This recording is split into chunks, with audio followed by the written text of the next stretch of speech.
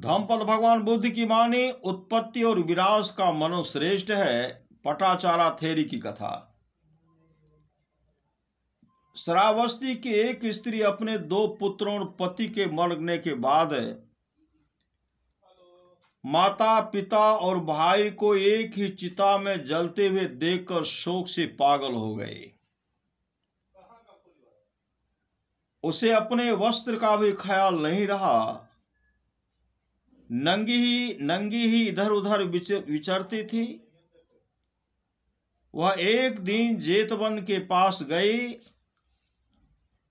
उसे देखकर आदमी उधर आने से रोकना चाहे, किंतु भगवान ने रोकने से मना किया।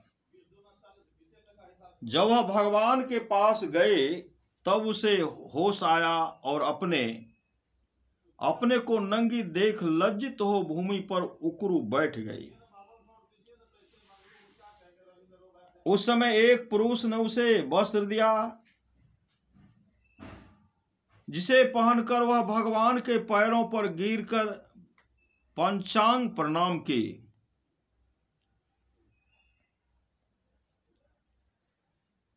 भगवान ने उसे समझाते हुए उपदेश दिया। उपदेश के अंत में वह श्रोतापत्ति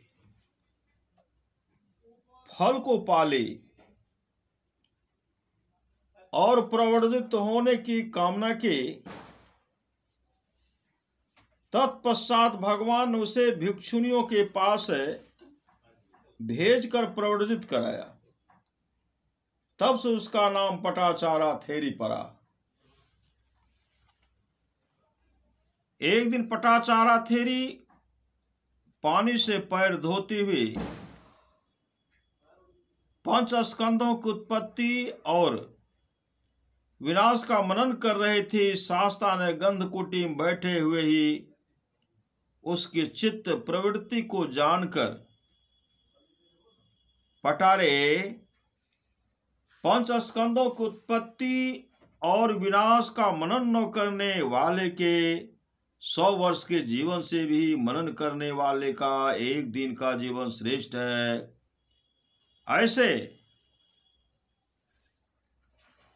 ऐसे कहते हुए सामने खड़ा होकर उपदेश देने के समान इस गाथा को कहा। योचो वशतं जीवे अपशं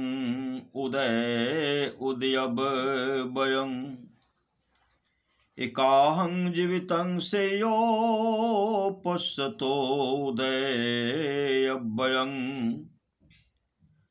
5 स्कंदों की उत्पत्ति और विनाश का मनन न करने वाले के 100 वर्ष के जीवन से उत्पत्ति और विनाश का मनन करने वाले का एक दिन का जीवन श्रेष्ठ है। श्री सद्गुरु महाराज की जय।